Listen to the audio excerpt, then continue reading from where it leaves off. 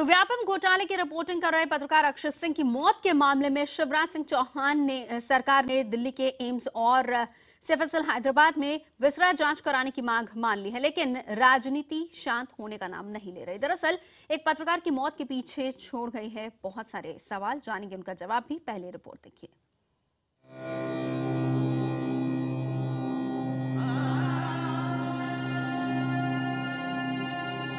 बुजुर्ग मां के सामने जवान बेटे की चिता, इससे बड़ा दर्द कोई और नहीं।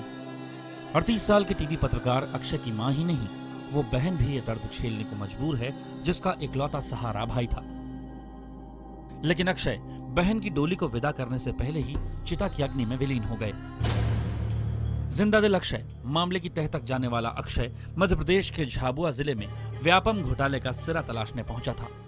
वो व्यापम घोटाले में संदिग्ध हालत में मारी गई छात्रा नम्रता के माता पिता से उसकी मौत की जानकारी ले रहे थे। इंटरव्यू खत्म ही हुआ था कि उसके मुंह से झाग निकलने लगा। मौत उन तक भी पहुंच गई। बैठे थे इतने में एकदम वो थूक निकला, एकदम यहाँ ये थूक निकला तो हम पानी लेने दौड़े। राहुल जी यहाँ बैठे थे इस पलंग पे, वो अपने कैमरामैन वहाँ सोफा सेट पे बैठे थे। मतलब 2 मिनट भी 1.5 मिनट भी नहीं लगा और हमने पानी नहीं गया, उठाया और यहाँ सामने गाड़ी खड़ी थी। मौत के हालात संदिग्ध हैं, लेकिन शुरुआती पोस्टमार्टम रिपोर्ट में चोट के कोई निशान नहीं मिले। विसरा रिपोर्ट आने तक सवाल ही सवाल हैं। दरअसल अक्षय उस व्यापम घोटाले का सच पता करने निकले थे, जिसमें केस से जुड़ी कई संदिग्ध मौतें हो चुकी हैं। लिहाजा सवाल के साथ राजनीति भी बेशुमार है। मुख्यमंत्री जी कह रहे थे, 2 बातें उन्होंने कही कि मुझे सीबीआई की इंक्वायरी से कोई आपत्ति नहीं है। अगर आपत्ति नहीं है तो उन्हें तत्काल एक पत्र गृह मंत्री जी को लिखना चाहिए कि सीबीआई की इंक्वायरी होना चाहिए। लेकिन मध्य प्रदेश के मुख्यमंत्री शिवराज सिंह चौहान ने कहा कि वो अक्षय की मौत पर दुखी हैं। उन्होंने विरोधियों को मौत पर राजनीति न करने की नसीहत दी है। कांग्रेस के मित्र एक के बाद एक झूठ बोलते चले जाते हैं। उनकी आंखों की किरकिरी शिवराज है, राज्य शासन है, और सिर्फ बेबुनियाद भ्रम फैलाने वाले लगातार आरोप लगाने का सिलसिला उन्होंने जारी रखा है। एसआईटी जांच पर न विपक्ष राजी है न अक्षय की बहन। उन्होंने मुख्यमंत्री शिवराज सिंह चौहान को चिट्ठी लिखकर विसरा जांच राज्य से बाहर एम्स में कराने की मांग की है। उनकी मांग से सहमत टीवी टुडे ग्रुप ने बयान जारी कर अक्षय सिंह की मौत के हालात की निष्पक्ष और स्वतंत्र जांच की मांग की। विसरा की जांच राज्य के बाहर के फॉरेंसिक लैब, खास तौर से एम्स से कराने की मांग की।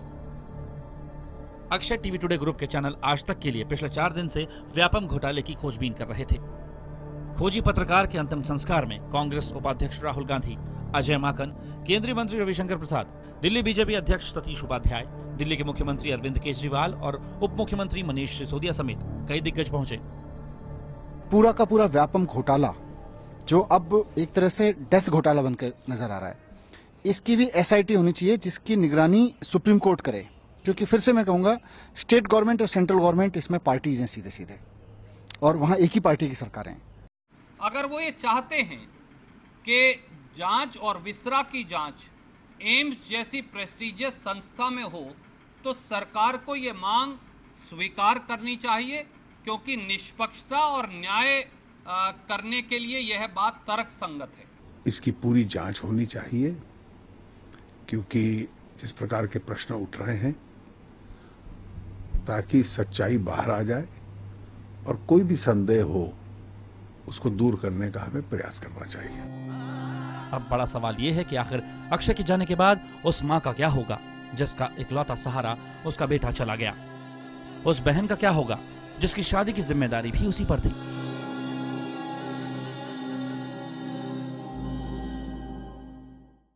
तो चलिए बात करते हैं आज के बड़े सवाल की। आज रात 8 बजे का यानी इस शो का हमारा बड़ा सवाल ये है कि क्या शिवराज सरकार को व्यापम घोटाले की सीबीआई जांच की सिफारिश करनी चाहिए? हाँ या ना में आप भी भेजिए अपना जवाब। आप मोबाइल फोन के राइट मैसेज ऑप्शन बॉक्स में जाकर टाइप कीजिए IBN7 स्पेस देकर वाई हाँ के लिए, एन ना के लिए। इससे हमें 51818 पर SMS कीजिए और आपकी राय हम बताएंगे कार्यक्रम के आखिर में। तो तमाम खास मेहमान हमारे साथ जुड़ चुके हैं इस पूरे मामले पर चर्चा करने के लिए। व्यापम घोटाले में संदिग्ध मौतों की शिकार नम्रता के पिता मेहताब सिंह हमारे साथ मौजूद हैं। मध्य प्रदेश बीजेपी के प्रवक्ता हितेश वाजपेयी जी हमारे साथ हैं। कांग्रेस के प्रवक्ता महेंद्र जोशी हमारे साथ हैं। आम आदमी पार्टी की तरफ से प्रवक्ता दिलीप पांडे हमारे साथ जुड़ चुके हैं। साथ ही साथ वरिष्ठ पत्रकार श्रवण गर्ग हमारे साथ जुड़े हुए हैं। सबसे पहले मेरा सवाल हितेश जी आप ही से है, क्या ये पूरा मामला सरकार के हाथ से निकलता जा रहा है और इसके पीछे क्या कोई माफिया काम कर रहा है? देखिए नवजोत जी, पहली चीज तो इसमें हमारी ही सरकार ने इसमें एफआईआर दर्ज करा के एसटीएफ के माध्यम से इसकी जांच करी है और लगभग 2000 लोग जो हैं वो जेल जा चुके हैं और 2500 से अधिक इसमें आरोपी है।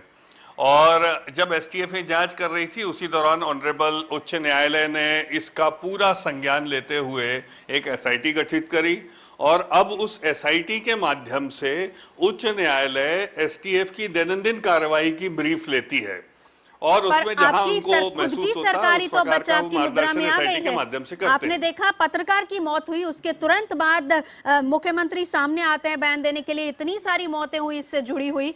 ठीक है, हम ये नहीं कहते कि हालांकि आपकी तरफ से यही बात आएगी कि नहीं वो जांच का विषय है कि वो नेचुरल डेथ थी, उस पर मत जाइए, लेकिन तमाम लोग, इतने सारे लोग जो व्यापम से जुड़े हुए हैं, क्या हम ये मान ले कि महज एक इत्तेफाक है? देखिए, इन जांचों का भी विषय अब एसआईटी के पास जांच के लिए है और उसके पहले बयानबाजी करना मैं इसको राजनीतिक हस्तक्षेप मांगता हूं जिसकी कोई आवश्यकता नहीं है। हाँ, जिसको राजनीति करनी है, जैसे कि हमारे यहाँ विपक्ष है, वो अंत्येष्टि पर भी जाकर राजनीति कर सकता है, स्वतंत्र है। लेकिन हम एक यहाँ पर जिम्मेदार सरकार चला रहे हैं। उस घोटाले का पर्दाफाश करने वाले शिवराज सिंह चौहान जी को के साथ हमें खड़े होना चाहिए। आज जब चार्जशीट सबमिट होने वाली है, बड़े बड़े आरोपी जिसमें हमारी ही सरकार के पूर्व मंत्री भी हैं, वो अब सजा पाने की स्टेज पर हैं, ट्रायल की स्टेज पर है। तो मुझे लगता है यदि इस संवेदनशील मोमेंट पर भी हम नहीं खड़े होंगे तो कब होंगे? और हमें हमारी जांच पर भरोसा है जो हम कर रहे हैं और हमें विश्वास है, इसलिए हमें नहीं लगता कि हमें किसी प्रकार की जांच की आवश्यकता है। और जो लोग इस प्रकार की जांच की बात कर रहे हैं वो अब इसके समापन के अवसर पर जांच के उसको भटकाना चाहते हैं। वो आरोपियों के वकील हैं, चाहे वो विवेक तनखा हो, चाहे केटीएस तुलसी हो, ये सभी लोग आरोपियों के जांच की सिफारिश नहीं करेंगे और आप जो जांच करा रहे हैं उस पर आपको भरोसा, आप यही कहना चाह रहे हैं? बिल्कुल। और यदि माननीय उच्च न्यायालय और सर्वोच्च न्यायालय इसमें कोई भी हस्तक्षेप करके इस प्रकार की जांच का आदेशित करते हैं तो हमें उससे कोई गुरेज नहीं है, तो लेकिन हमें हमारी एसटीएफ पर, हमारी जांच एजेंसी और एसआईटी पर भरोसा है। ठीक है, मेरे साथ इस वक्त मौजूद हैं स्टूडियो में महेंद्र जी भी। महेंद्र जी, मैं आपसे जानना चाहूंगी, सीधे तौर पर बीजेपी कह रही कि विपक्ष जो है अपनी तरफ से साजिश कर रही है, ऐसा कुछ नहीं, और वो सीबीआई जांच की तो कम से कम सिफारिश नहीं करेंगी। ये बताएं, सुशासित प्रदेश माना जाता था मध्य प्रदेश को, लोग मिसाल देते थे, एमपी अलग है, सबसे गजब है, लेकिन ये वाकई अलग और गजब अब बनता जा रहा है। जो लोग जेल में हैं वो तो डरे हुए हैं, जो लोग बाहर हैं वो भी डरे हुए हैं। यानी इससे जुड़ा अगर किसी का भी नाम आ जाता है उसके सर पर तलवार लटकती है। देखिए, सबसे जो महत्वपूर्ण बात इसमें है, अभी हितेश जी ने कहा कि हमारी सरकार ने ये किया, हम ये कर रहे हैं, हम ऐसा करेंगे। उनसे कुछ प्रश्न हैं बड़े सीधे सीधे, और मैं सबसे पहले तो जो अक्षय सिंह जी जिनकी कल दुखद मृत्यु हुई है उनके प्रति, और इस घटना से और इस पूरे व्यापम कांड से जुड़े हुए जितने भी परिवार हैं उनके में जो भी घटनाएं घटित हुई हैं, उनके परिवारों के जो लोग खोए हैं, उनसे सबके प्रति मैं अपनी श्रद्धांजलि अर्पित करता हूं। मैं निवेदन ये करूंगा कि कई अवसरों पर शायद हम लोग एक दूसरे को आक्षेप करने के लिए केवल राजनीति शब्द का इस्तेमाल करते हैं और अपने आप को संवेदनशील होने का हम अपनी तरफ से घोषणाएं करते हैं। मेरा प्रश्न ये है हितेश जी से, सबसे पहले ये बात बताएं कि जो सरकार में घोटाले हुए उस समय सरकार किसकी थी? यदि आपकी सरकार थी और आपको घोटालों का पता नहीं था तो ये जवाबदेही किसकी थी? और अगर आपको मालूम नहीं था तो क्या यह सरकार गैर जिम्मेदार सरकार है? ये दो प्रश्न मैं आपसे पहले करता हूं। मैं जवाब ले लेती हूं इसी का। हितेश जी इसका जवाब दे दीजिए। बिल्कुल, आपने ठीक कहा। पहली एफआईआर व्यापम के विषय में 2000 में हुई थी, जब दिग्विजय सिंह जी की सरकार थी।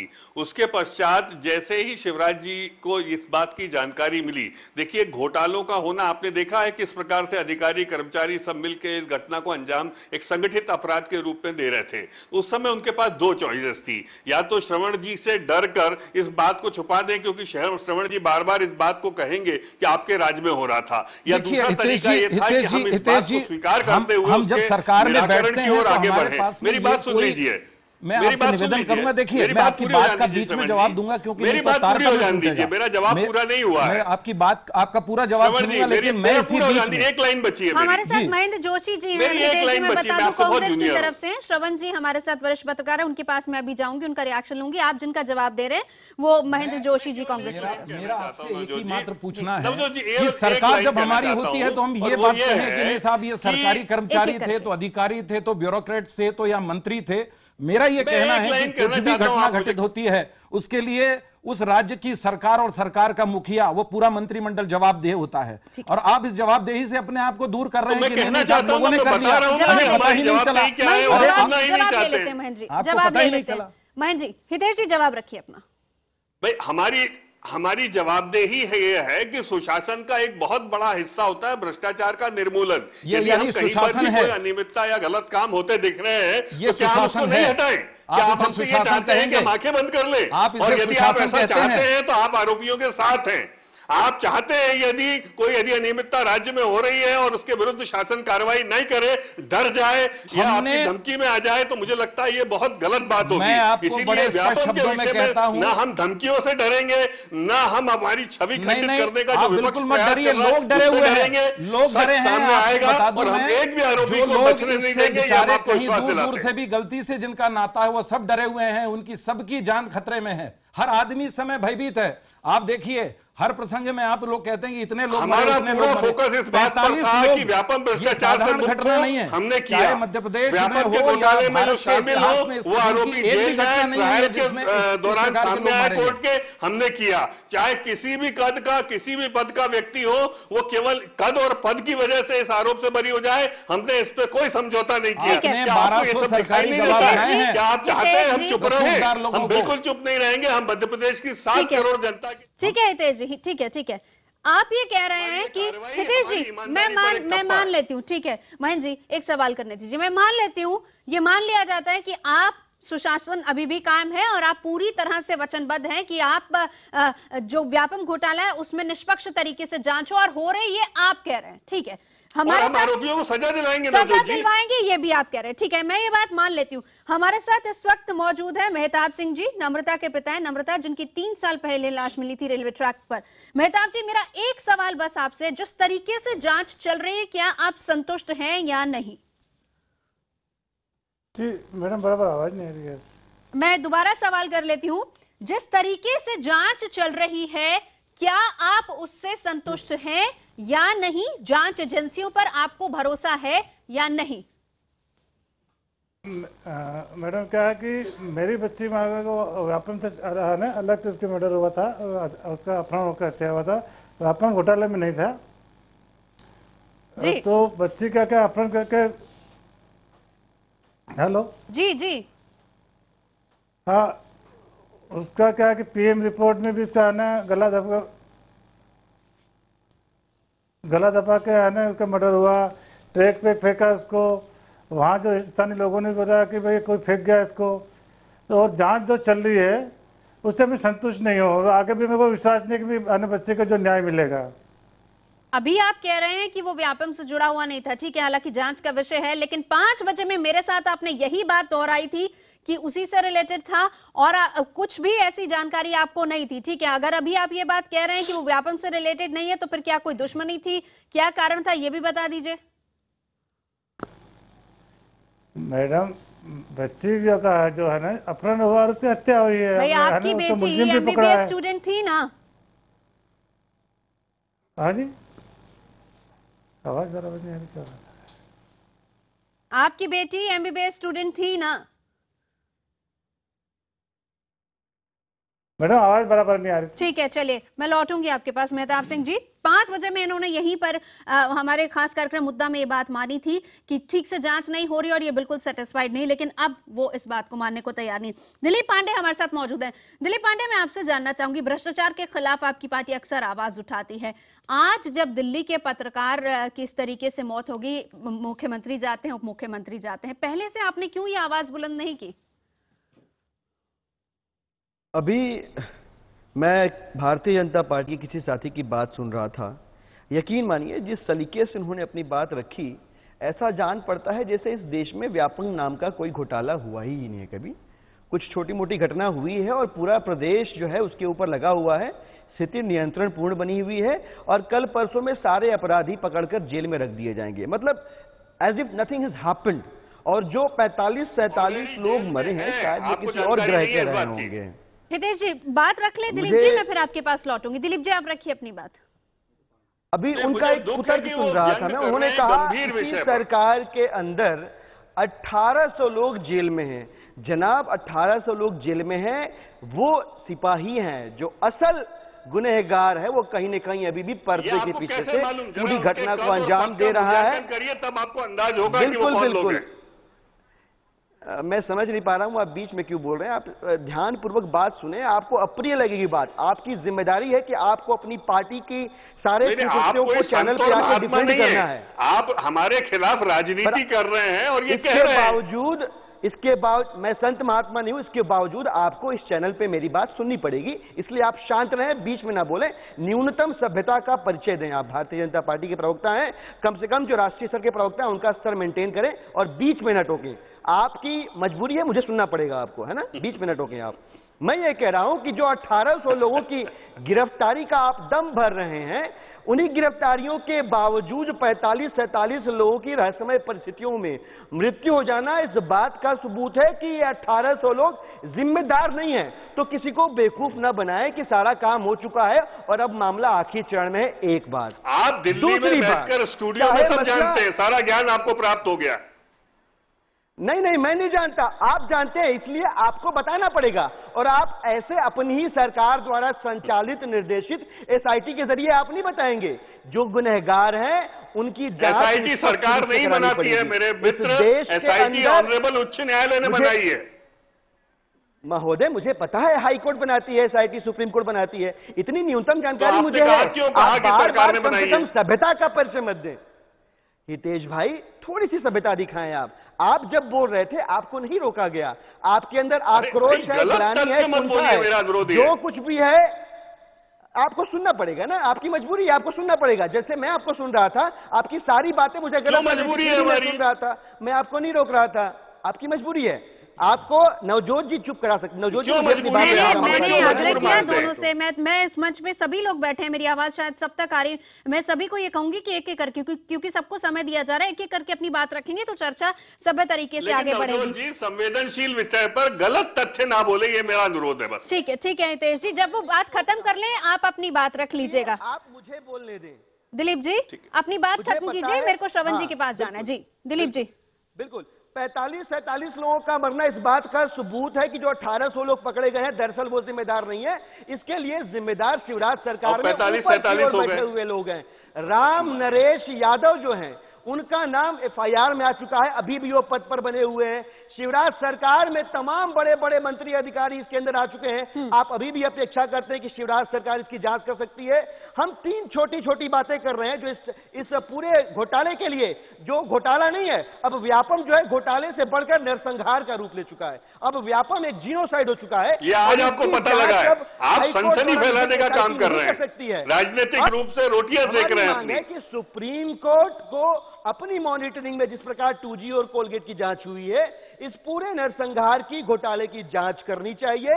एक बात, दूसरी बात, शिवराज सिंह और बताइए, अब नवजोत जी इसको नरसंहार कह रहे हैं, इस्तीफा देना चाहिए। आप मुझे बताइए क्या ये स्तर पर डिबेट करेंगे? ये मारे गए हैं इन सारे लोग, ये उनकी अपनी राय है, आप उनका जवाब रख दीजिए हितेश जी। दिलीप पांडे जी ने अपनी राय यहाँ पर रखी है। पर स्तरहीन है ना नवजोत जी, स्तरहीन है, ये तथ्यों पर आधारित नहीं है। तर्कहीन है, ये आपका इस रोशनी से देश समझ नहीं पाएगा कि चर्चा क्या है। जी दिलीप जी बात कर रहे हैं, इस देश को मूर्ख बनाने की कोशिश कर रहे हैं। हिंदुस्तान का दिल ठीक है, देखो, हिंदुस्तान दिलीप का जी दिल लौट इतना क्यों काला आपके हो पास? सकता है। बताइए, देखिए किन शब्दों का प्रयोग कर रहे हैं। दिलीप जी लौट क्यों आपके पास? हमारे साथ श्रवण गर्ग जी यमराज मौजूद कह रहे हैं, हैं। ये पता नहीं कहां से शब्दकोश लाए हैं।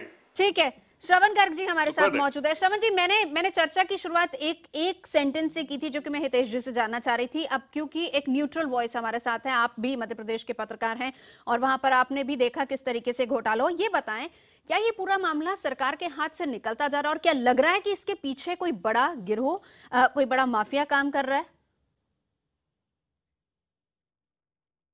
देखिए, इसमें मूल मुद्दा यह है कि सीबीआई को जांच सौंपने के बाद क्या ये मौतें बंद हो जाएंगी? जी, मतलब एक मुद्दा जांच का है और दूसरा मुद्दा मौतों को रोकने का है। तो मौतों को कैसे रोका जाए, इस तरह का जो माहौल बन गया है जेल के अंदर, जो लोग बंद हैं, जो उनके परिवारजन जो बाहर हैं और तमाम जो प्रदेश की जनता है, तो उसमें क्या सीबीआई की जांच क्या जेलों को बदल देगी? क्या जेलों के अंदर रहने वाले लोगों को बदल देगी या क्या पुलिस को बदल देगी? क्या माहौल को बदल देगी?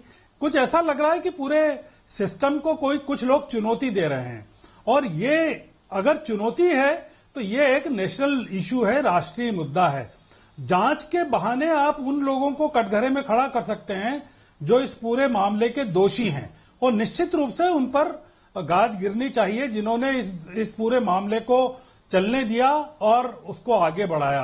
पर आज जो मुद्दा है कि 45 लोग अगर मर गए हैं तो क्यों मर गए हैं और क्या ये इस चीज की कौन गारंटी देगा कि अगला शिकार कौन होगा या नहीं होगा या मौतों का सिलसिला बंद हो जाएगा? आज जो पूरा का पूरा प्रदेश में सिस्टम है, पूरी गवर्नेंस है, पूरी गवर्नमेंट है, वो अपने आप को बचाने में जुट गई है कि वो इस मामले की तह में जाना चाहती है और वो और किसी काम में उसका मतलब उसका सरकार का अगर आप चेहरा देखें तो आपको लगता है कि पूरा का पूरा 7 करोड़ की जनता है या 70 करोड़ की जनता है, वो मामला नहीं है। ऐसा लगता है कि पूरा प्रदेश इस समय व्यापम घोटाले में केंद्रित हो गया है और कुछ काम नहीं हो रहा है और मुख्यमंत्री से बार बार सवाल पूछे जा रहे हैं। तो इसका जवाब कैसे मिलेगा? ये जब मध्य प्रदेश में घोटाला हो रहा था, तब केंद्र में सरकार यूपीए की थी, तब ये सीबीआई की जांच की मांग क्यों नहीं की गई या इस मामले को क्यों नहीं उठाया गया और इस मामले के लिए केंद्र ने किस तरह की रिपोर्ट वहां से तलब की? यानी यूपीए सरकार पर भी इस पर सवाल उठते हैं। न बनाकर तो इसका पूरा मुद्दा यह है कि इस पूरे संकट से प्रदेश कैसे निकल सकता है? बड़ा सवाल यही है कि संकट से, क्योंकि सुशासित प्रदेश मिसाल दी जाती थी मध्य प्रदेश की, वो उस संकट से कैसे निकलेगा? क्योंकि सरकार की छवि खराब हो रही है इसमें और लोगों का एक तरीके से लोगों के जहन में भी एक तरीके से डर बढ़ता जा रहा है। हम चर्चा को यहीं से आगे बढ़ाएंगे। हितेश जी, लूंगी मैं आपका जवाब, बस एक छोटे से ब्रेक के बाद हम तुरंत लौटते हैं इसी मुद्दे पर।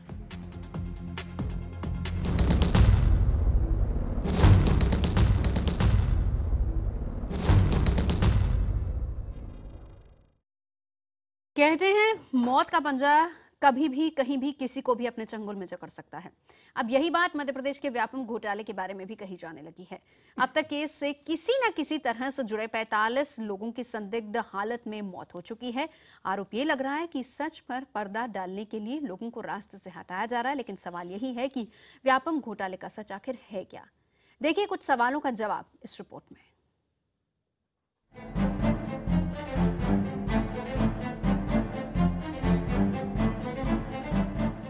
एक तरफ घोटाले की रिपोर्टिंग कर रहे दिल्ली के नौजवान खोजी पत्रकार अक्षय की मौत मध्य प्रदेश के झाबुआ में हो गई,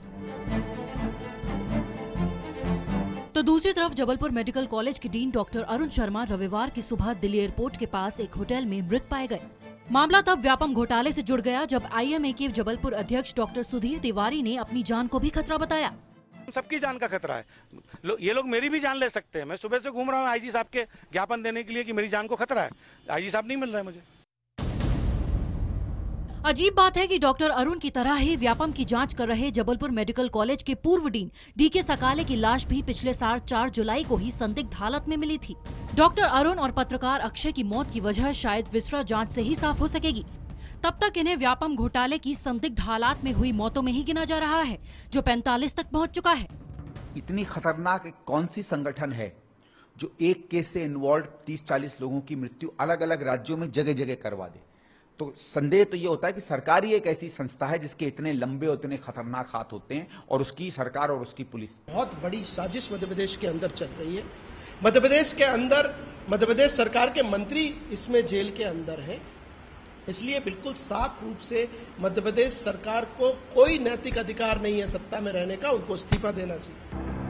11 साल, करीब 2500 आरोपी, 1700 से ज्यादा गिरफ्तारियां और संदिग्ध हालात में 45 मौत। ये आंकड़े ही व्यापम घोटाले को महाघोटाले की शक्ल दे रहे हैं। व्यापम प्रवेश परीक्षा कराने वाले मध्य प्रदेश व्यावसायिक परीक्षा मंडल का पुकारा जाने वाला नाम है। व्यापम के तहत सरकारी नौकरियों में भर्ती और मेडिकल और इंजीनियरिंग में दाखिले होते हैं, लेकिन आरोप है कि भर्तियों और दाखिले का एक रैकेट व्यापम में सक्रिय था। घोटाले की आंच राज्य के पूर्व तकनीकी शिक्षा मंत्री लक्ष्मीकांत शर्मा तक भी पहुंची। राज्यपाल राम नरेश यादव और उनके ओएसडी धनराज यादव पर भी एफआईआर हुई, लेकिन संवैधानिक पद पर होने की वजह से हाईकोर्ट के दखल के बाद राज्यपाल की एफआईआर रद्द हो गई। आईएएस और आईपीएस अफसरों के नाम भी आ चुके हैं। मुख्यमंत्री के पूर्व निजी सचिव प्रेमचंद प्रसाद, करीबी डॉक्टर अजय शंकर मेहता और जन अभियान परिषद के पूर्व उपाध्यक्ष अजय शंकर का नाम भी घोटाले में आ चुका है। सच्चाई जानने के लिए ये जरूरी है कि इन 45 सिलसिलेवार मौतों की जांच सुप्रीम कोर्ट के एक सिटिंग न्यायाधीश के अवलोकन में केंद्रीय जांच ब्यूरो के द्वारा करवाई जाए, हमारी ये मांग है। व्यापम से जुड़े जितने तथ्य उन सब की जांच वो माननीय हाई कोर्ट की मॉनिटरिंग में हो रही है, और इसलिए अगर कोई मौत हुई, जो मौत हुई है उनकी जांच भी हाई कोर्ट के निर्देशन में हो, उनकी मॉनिटरिंग में हो, और कौन करे वो फैसला भी हाई कोर्ट ही करे। हाई कोर्ट की निगरानी में एसआईटी जांच जारी है, लेकिन लगातार हो रही मौत के बाद सीबीआई जांच की मांग जोर पकड़ रही है। लेकिन बड़ा सवाल ये है कि क्या आरोपियों, गवाहों की मौत का सिलसिला थम जाएगा? Bureau report, IBN 7। तो चलिए आपको बता दें कि चर्चा को हम आगे बढ़ाएंगे, लेकिन उससे पहले आज का हमारा सवाल ये है कि क्या शिवराज सरकार को व्यापम घोटाले की सीबीआई जांच की सिफारिश करनी चाहिए? हाँ या ना में आप अपनी राय हमें भेज सकते हैं, और राय भेजने का तरीका आसान है। मोबाइल फोन के राइट मैसेज ऑप्शन बॉक्स में जाइए, टाइप कीजिए IBN 7 स्पेस देकर यहाँ के लिए इन ना के लिए समय 51818 पर SMS लिख दीजिए आपकी राय। कार्यक्रम के आखिर में हम आपको बताएंगे। तमाम खास मेहमान हमारे साथ जुड़े हुए हैं, और बड़ा सवाल जो ब्रेक पर जाने से पहले श्रवण गर्ग जी जो सीनियर जर्नलिस्ट हैं उन्होंने उठाया था वो यही था कि आखिर सुशासित राज्य जिसको माना जाता था, लेकिन अब लोग डरे हुए हैं। वो लोग जो कि इसमें गिरफ्तार हो चुके हैं, जिनकी गिरफ्तारियां हो चुकी हैं, वो तो डरे हुए हैं, जो बाहर हैं वो भी डरे हुए हैं, और इसके अलावा लोगों के जहन में यही है कि आखिर उनको सुरक्षा कौन देगा। लोग मध्य प्रदेश में सुरक्षित नहीं, छवि लगातार सरकार की खराब हो रही है। कैसे मध्य प्रदेश सरकार उबर पाएगी इससे? कैसे मध्य प्रदेश उभरेगा? हितेश जी।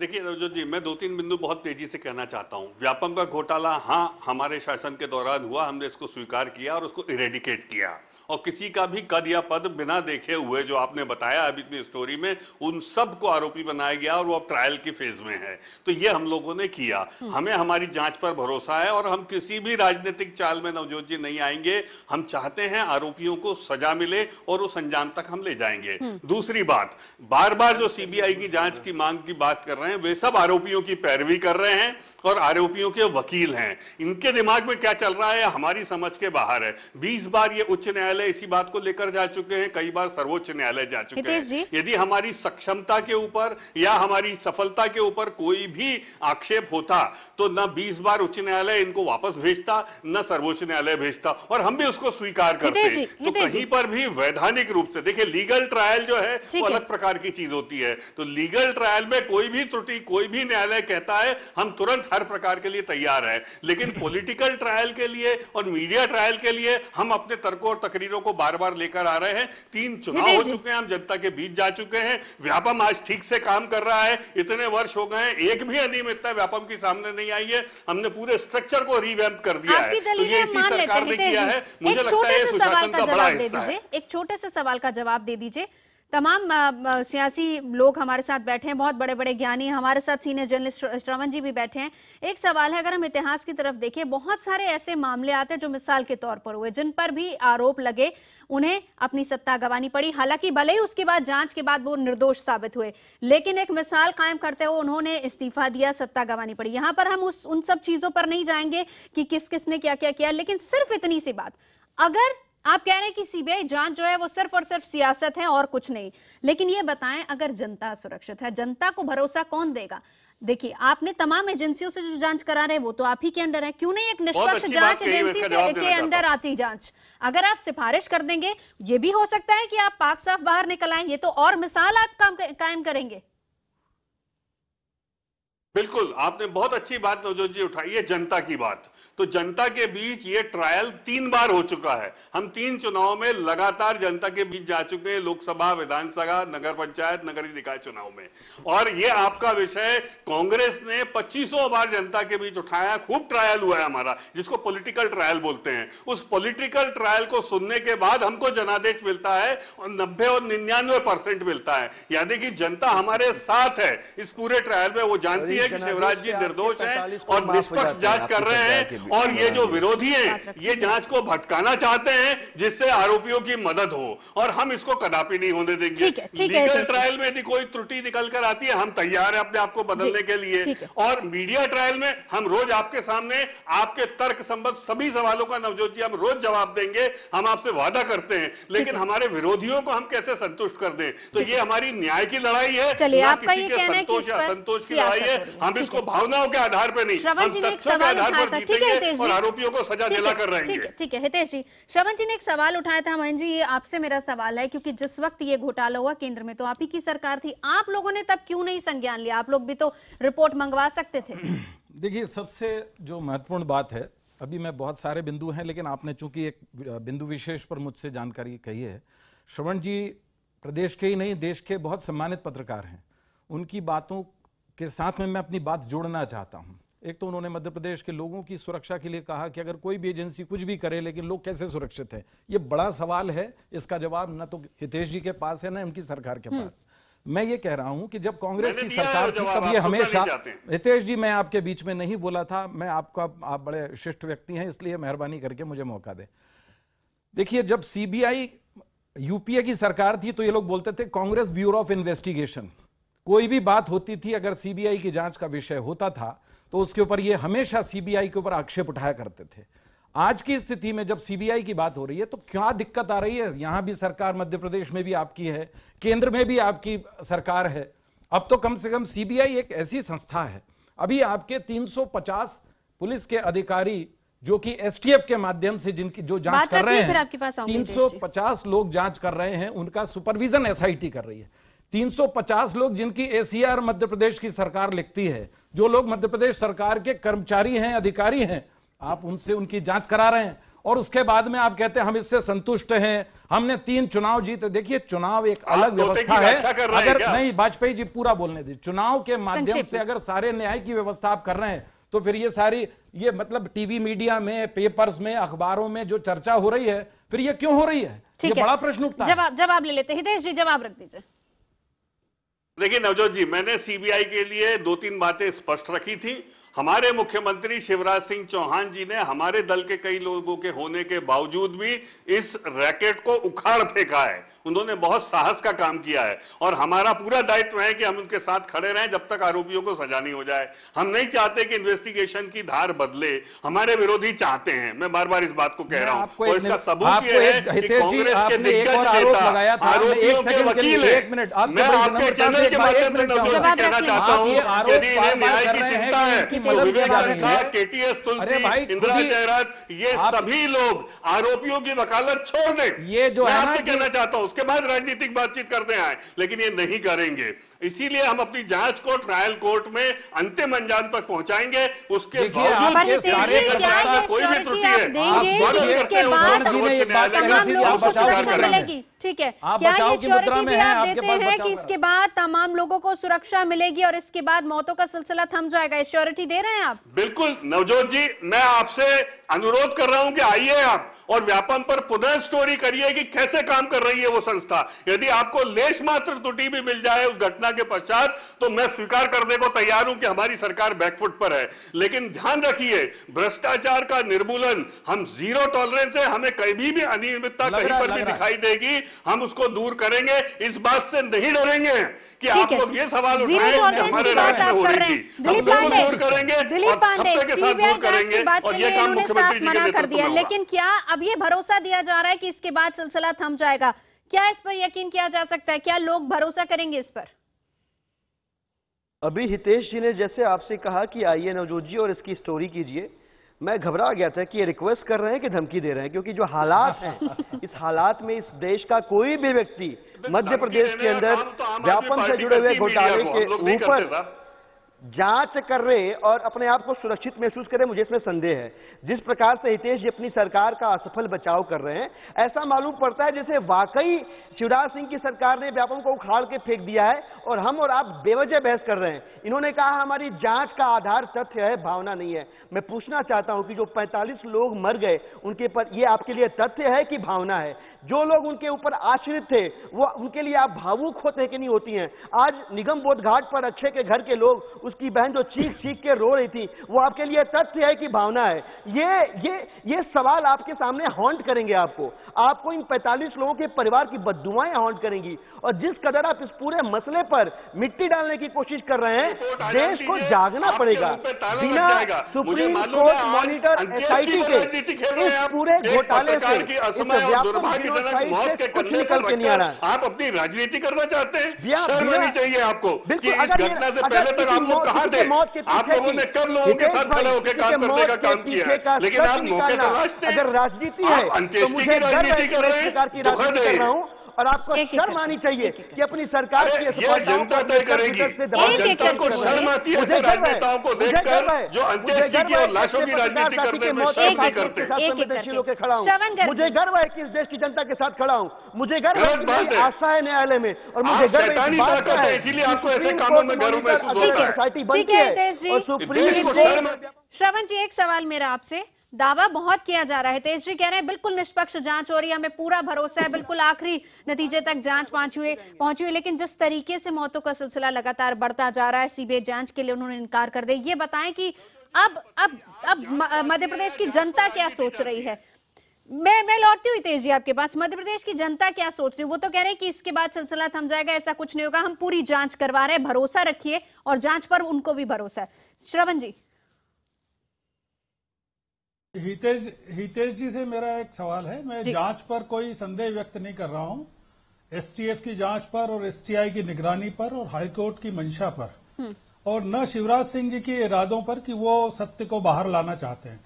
मैं केवल एक सवाल आपसे पूछना चाहता हूं कि ये 45 लोग कैसे मारे गए, इसके लिए किसको दोषी आप मानेंगे? और दूसरा सवाल ये है कि आप क्या आज IBN 7 के इस चैनल पर इस बात की गारंटी देने को तैयार हैं क्या कि इन मौतों के बाद कल या परसों या आने वाले दिनों में किसी और की मौत नहीं होगी इस पूरे प्रकरण को लेकर? और अगर होती है तो उसके लिए किसको दोषी माना जाए? क्या कोई ऐसी सत्ता इस समय काम कर रही है जो पूरे सरकार के को चुनौती दे रही है, सरकार की नीयत को चुनौती दे रही है, सरकार को गिराना चाहती है, सरकार को बदनाम करना चाहती है? क्या आप बताएं कि ये कौन सा एक ये दोनों सवालों का जवाब दे दीजिए, और माफिया है, दोनों सवालों का जवाब दे दीजिए। अभी तक की मौतों के लिए कौन जिम्मेदार है, और क्या आप इस चैनल पर अभी ये गारंटी देंगे कि इसके बाद कोई मौत नहीं होगी, और अगर होगी तो उसके लिए बिल्कुल जी? नवजोत जी, इन संख्या के ऊपर एसआईटी ने भी संज्ञान दिया, और मैं आपको दावे के साथ ये बात कह रहा हूं, बार बार कह रहा हूं कि ये मौतें दुखद हैं, असमय मौतें हैं और कई अस्वाभाविक भी हैं, इससे नकारा नहीं जा सकता। लेकिन ये मौतें हत्याओं का प्रतीक है। हम इस बात से नकार रहे हैं कि कोई संगठित ताकत इस पर काम कर रही है, क्योंकि एजेंसीज के पास ऐसा कोई सबूत नहीं है। मैं तो आपकी पैनल से आग्रह करता हूं कि केवल आरोप लगा के भागने वाले नेता जो हैं, कोई बात तो जांच एजेंसी के पास रखें, और जांच के विषय में दायरे में जब वो बात आएगी तब वहां पर चीज पहुंचेगी। जी दिलीप जी। मैं ये कह रहा हूं, आप इस चैनल पे, आपकी सरकार है, आपने अभी अभी कहा कि आप गारंटी लेते हैं कि आगे से मौतें नहीं होंगी। आगे से अगर मौतें होती हैं तो क्या आप जिम्मेदारी लेते हैं? क्या शिवराज सिंह चौहान जिम्मेदारी लेते हैं? क्या शिवराज सिंह चौहान इस्तीफा देंगे? क्या शिवराज सिंह चौहान आपके सवालों का जवाब तो मैं हम मांग करेंगे? चुनावों में देंगे, क्योंकि आप मलाफाइड लोग हैं, आप लोग नहीं चाहते भारतीय जनता पार्टी की सरकारें काम करें, तो इसलिए आपके सवालों का जवाब नहीं दे सकता, क्योंकि वो प्रदूषित सवाल है। लेकिन श्रवण जी की बात पर मैं मोहर लगाना चाहूंगा कि श्रवण जी, हम आपकी बात पर मोहर लगाते हैं और आपको विश्वास दिलाते हैं, ना ऐसी कोई वारदात हुई है, ना मध्य प्रदेश की धरती पर होगी। आप भी इसी धरती से आते हैं, इंदौर नगर से आते हैं, आप जानते हैं कि मध्य प्रदेश में इस प्रकार का कोई माफिया राज नहीं है। पहले भी सैकड़ों जर्नलिस्ट इस धरती पर आते रहे, अपनी स्टोरीज करते रहे, चाहे मुख्यमंत्री जी के खिलाफ हो, चाहे कोई सी भी हो, और आगे भी कल भी बहुत सारे लोग आ रहे हैं, लेकिन ऐसी कोई वारदात इस धरती पर ना होती है और हमें गर्व इस बात का आगे भी नहीं होगी। ठीक है मयंक जी, जल्दी से छोटा सा रिएक्शन। मैं हितेश भाई, ये नक्सल समर्थक आम आदमी पार्टी की सरकार नहीं है। हितेश जी, आपने आपके आज के पूरी सारी बातों में एक ही बात समझ में आती है कि जो भी आदमी आपके ऊपर, कोई भी लोकतंत्र में विपक्ष का जो काम है, अगर हम वो करते हैं तो आप उसको कभी राजनीति का नाम देते हैं, कभी उनको बोलते हैं कि वो आरोपियों की मदद कर रहे हैं। मैं आपको एक निवेदन करना चाहता हूं, मैं अपनी कांग्रेस पार्टी की तरफ से आपको बिल्कुल सुन लीजिए, मैं अच्छी बात कह रहा हूं, आदरणीय मेरे प्रदेश की इज्जत का सवाल है, मैं उसकी बात कर रहा हूं। मैं आपको आश्वस्त करना चाहता हूं कांग्रेस पार्टी की तरफ से कि आप कहीं भी इस प्रकार की, इस मध्य प्रदेश के ऊपर जो दाग लगा है, जिससे कि पूरे देश भर में हमारे छात्र बदनाम हो गए, हमारा प्रदेश बदनाम हो गया, लोग बाग अब शंका करने लगे कि ये लोग किस प्रदेश से आते हैं, तो मध्य प्रदेश का नाम लेने पर अब नजरें नीचे झुकने लगी। इसलिए निवेदन कर रहा हूं कि हम कांग्रेस वाले आपके साथ हैं, आप ईमानदारी से जांच कराइए। अभी जांच नहीं हो रही है, अभी लीपापोती हो रही है, लीपापोती कर रहे हैं। हम जांच कराएंगे, लेकिन साथ ही साथ ये भी आरोप लग रहा है कि इस पर सियासत हो रही। पर सवाल सबसे बड़ा ये जिसका जवाब नहीं मिला है कि आखिर मौतों का जिम्मेदार कौन, और क्या ये गारंटी है कि इसके बाद मौतें नहीं होंगी, अगर होंगी तो जवाब दे किसकी। बहरहाल आप तमाम खास मेहमानों का बहुत बहुत शुक्रिया हमारे साथ जुड़ने के लिए। एक सवाल हमने पूछा था शुरुआत में, जिसका जवाब हम देंगे इस ब्रेक के बाद।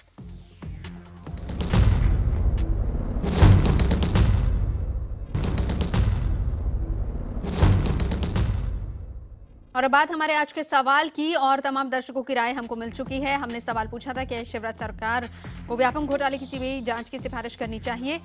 तमाम लोगों के जवाब मिले हैं। 91% लोगों ने हाँ में जवाब दिया और 9% लोगों ने ना में जवाब दिया है।